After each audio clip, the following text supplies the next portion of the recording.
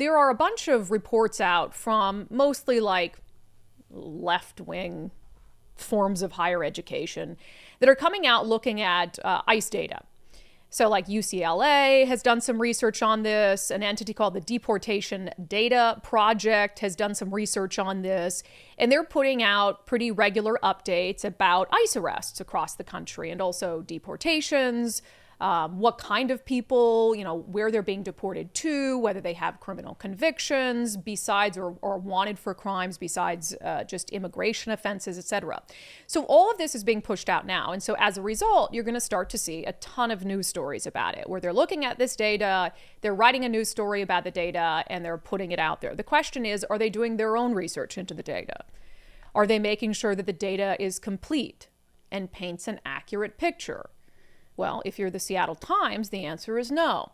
So the Seattle Times did this long story, bunch of graphics, bunch of information based on the information being put out by the Deportation Data Project. Their headline, "Data shows how Trump has changed Washington immigration enforcement." I'll read just the first couple graphs for you. It says, since President Donald Trump took office, promising mass deportations, many have been trying to assess exactly how dramatically immigration enforcement has changed in Washington state. Yes, immigration authorities have raided at least 2 work sites, smashed car windows, roamed immigration court hallways, and detained people suddenly summoned to the Department of Homeland Security's Tukwila office building. But little has been known about whether the number of arrests and detentions in the state has ramped up as much as Immigration and Customs Enforcement's aggressive tactics. Recently released data from the Deportation Data Project, collected through Freedom of Information requests by the University of California, provides answers. The data shows immigration enforcement has indeed scaled up in Washington. Arrests have climbed, most sharply in June, but not as much as they have nationwide. Most of those arrested in Washington and nationwide do not have a criminal record. So those graphs tell you how the Seattle Times is going to spin this data. That, oh my gosh, we're seeing this aggressive, it's their word, aggressive ICE enforcement actions happening out in our communities. But what does the data show? Well, the data shows that absolutely it has ramped up. Things are popping off under President Donald Trump, and that's what they proceed to go through. So they have a couple charts that they put together. Again, all of this is based off the data from this project. It's a lefty project. We'll get to that in a second. So one of their graphs is this one. ICE arrests in Washington and the United States. So I'm more interested, because we're in Washington state and I can really dig deep into this data, in the graph on the left. So it says the monthly number of immigration and customs enforcement arrests has risen in Washington and the U.S. since President Donald Trump took office again in January. So on both of these charts, so it has Washington state numbers and numbers in the United States, and you'll see that it goes from September 2023 to June of this year. So that's the data set that they're including, September 2023 to June of this year. And you'll see on the Washington graph at both ends kind of a spike here if we take a closer look, just so you can kind of make sense of the data. So I'm going to use blue for Biden and red for Trump just to make things a little easier. So they start this graph at September of 2023. And if you look at it, there's this big spike right at that moment. And then the spike is coming down pretty dramatically. And then they end it with this massive spike happening right now under Trump. So when it starts in September 2023, that's during the Biden administration, in that month, there were 202 ICE arrests in Washington state, according to this chart, okay? So you compare that now in June to 277, you would say, well, wow, look at that. There's way more happening in just the, 6 months in to the Trump term. All right, so I know what you're already thinking, because you guys are smart and you see the problem with this, just like I see the problem with it, but just wait a second. Let's take a look at a second chart that they have. So this says percentage of people with no criminal record arrested by ICE increases in Washington state. So again, it has the data set from September of 2023 to June of this year.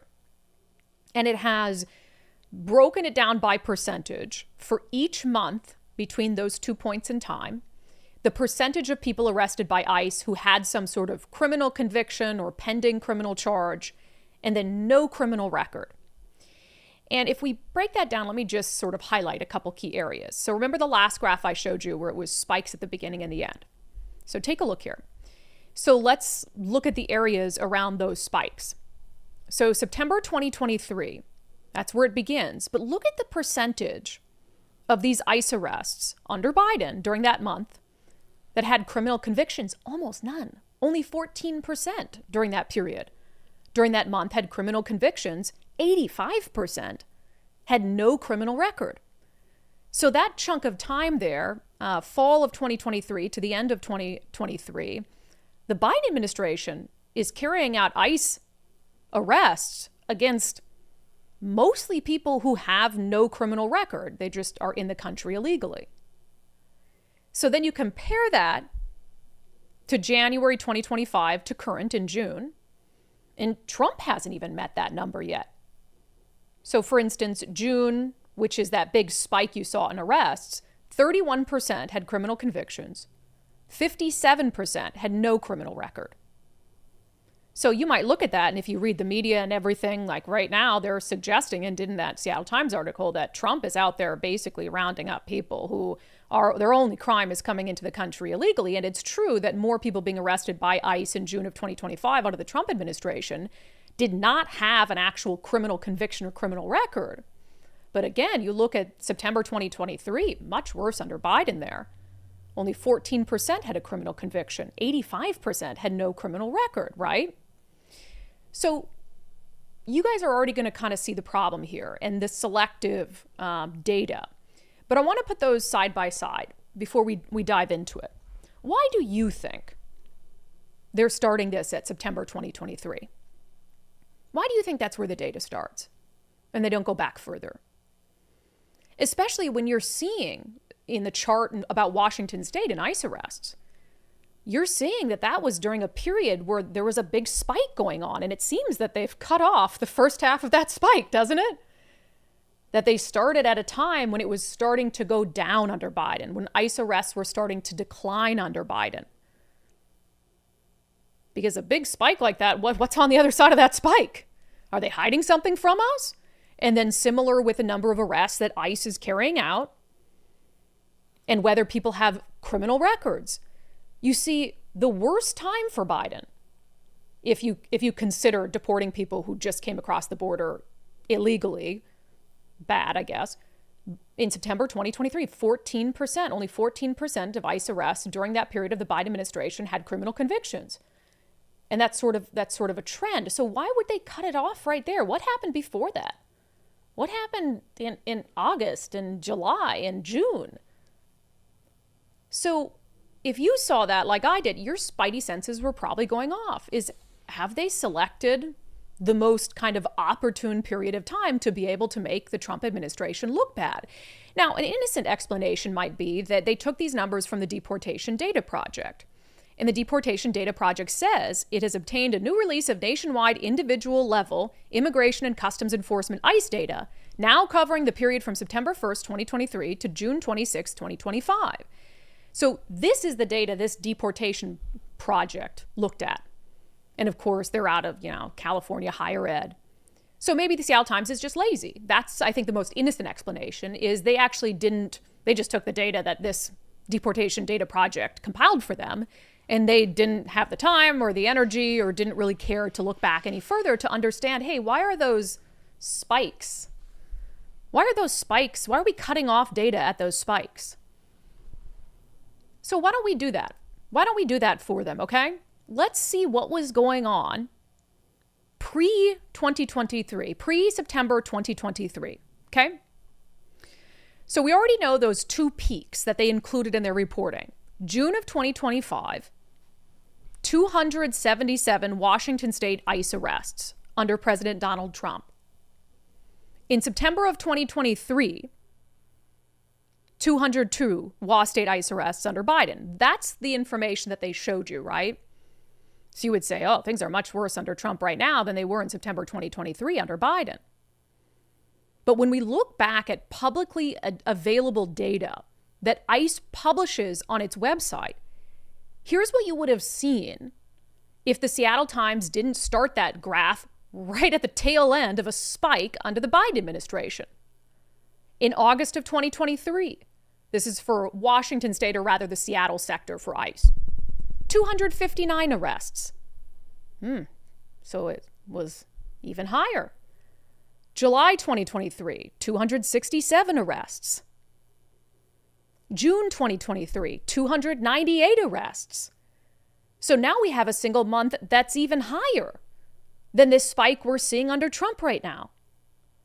But for some reason, they chose to cut off their data to start after that period of time. May 2023, 293 arrests, also higher than the 277 under Trump. April 2023, 386 arrests.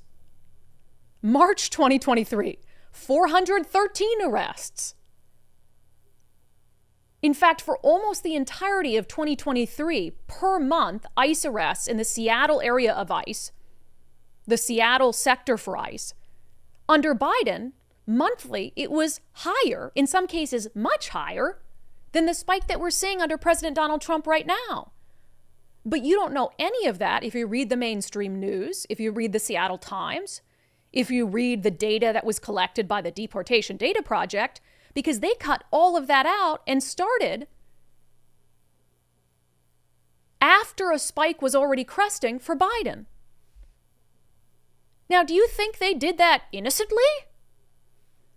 Because had you just extended the charts a couple months in the other direction, you would have seen that the spike was higher under Biden than it was under Trump.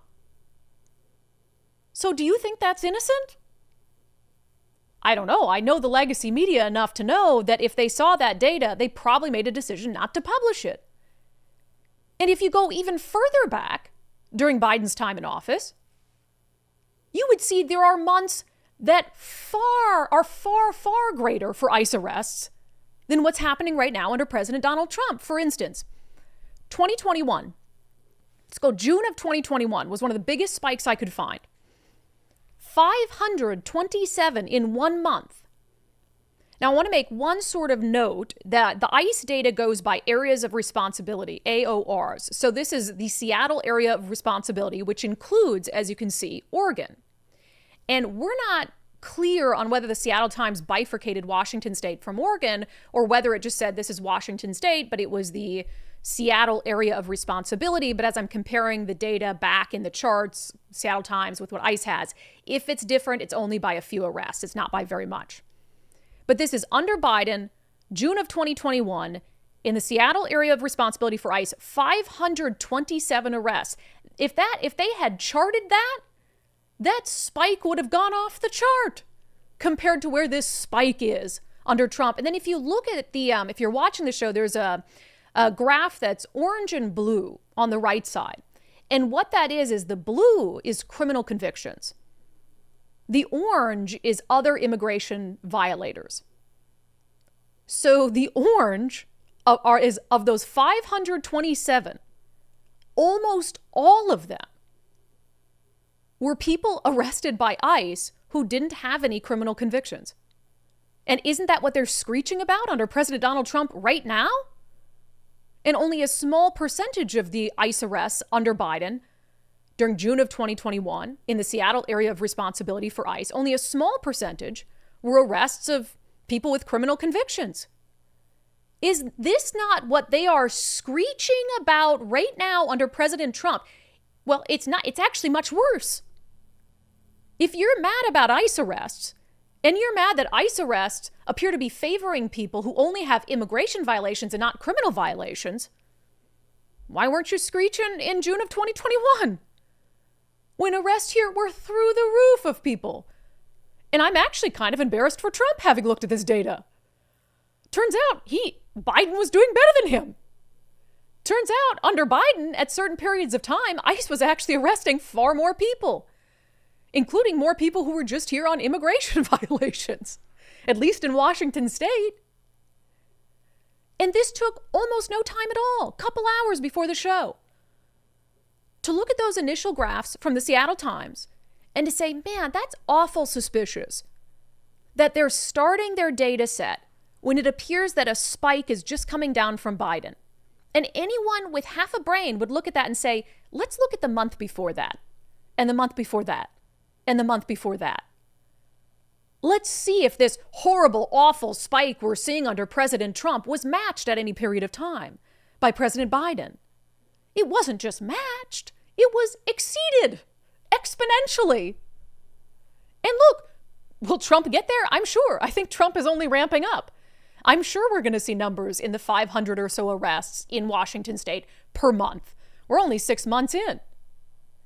But if you're screeching about it under President Trump, because it's that horrible, awful, oh my God, we're ripping people off the streets who don't have criminal convictions.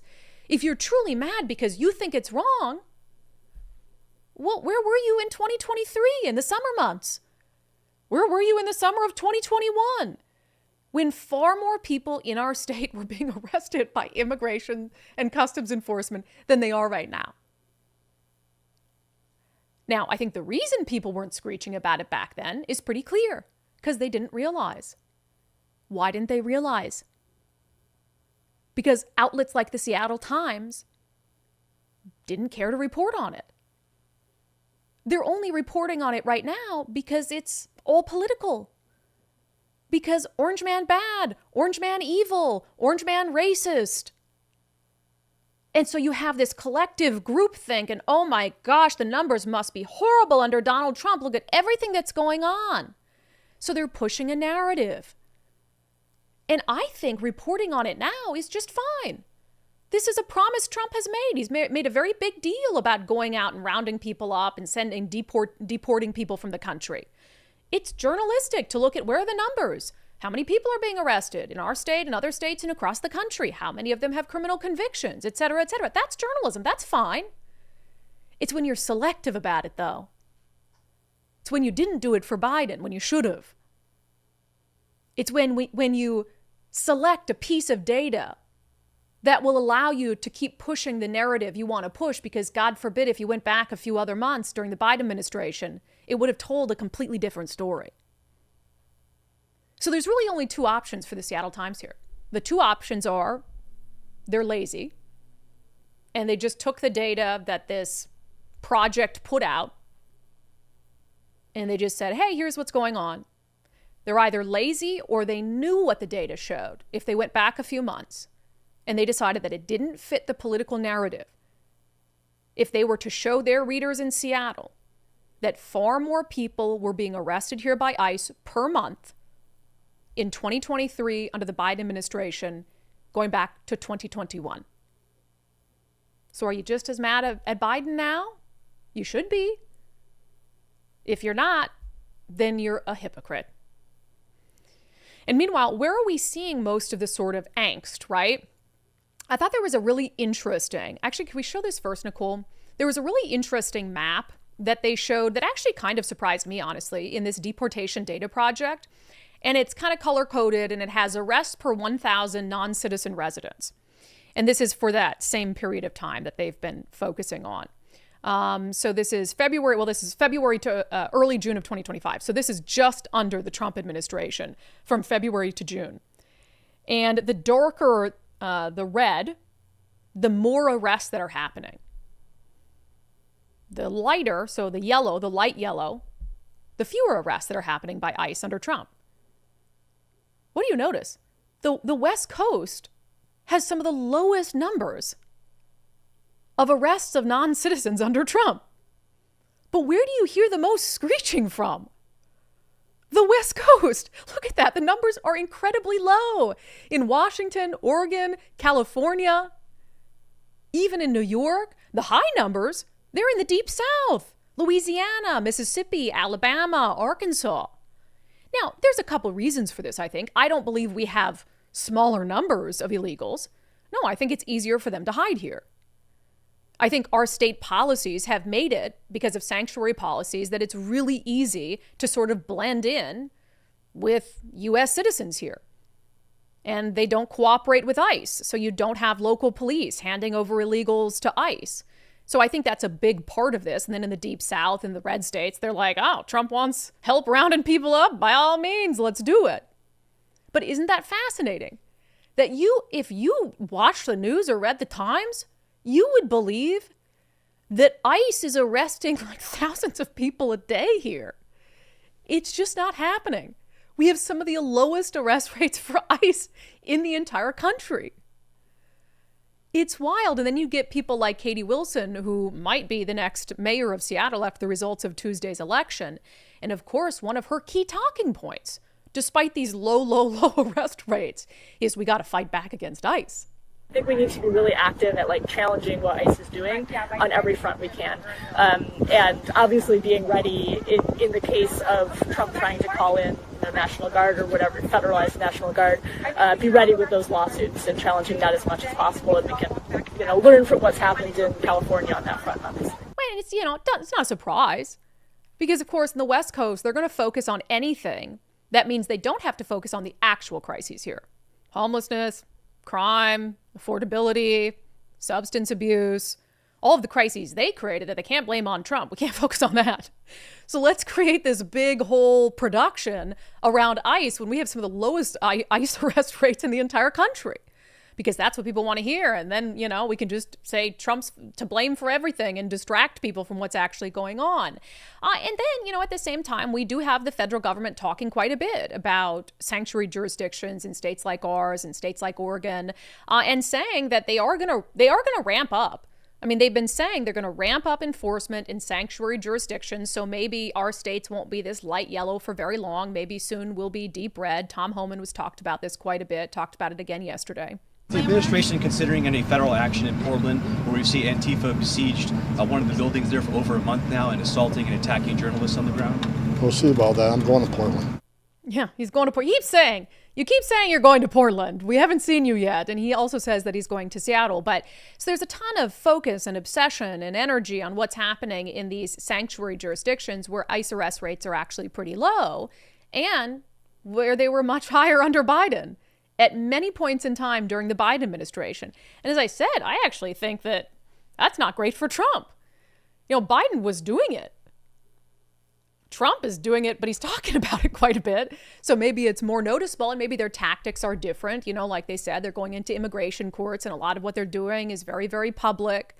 But you're either mad about ICE arrests or you're not. You're either mad about ICE arresting people with no criminal convictions or you're not.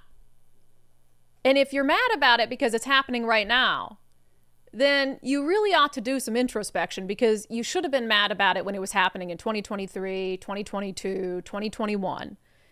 And I don't expect individual citizens to have been going to the ICE database and looking this stuff up. It really is a failure of the media. So you should be mad at the media for pulling the wool out over your eyes for so many years and then manipulating the data now in the present day to make President Donald Trump look horrible and evil and mean. Just wild stuff.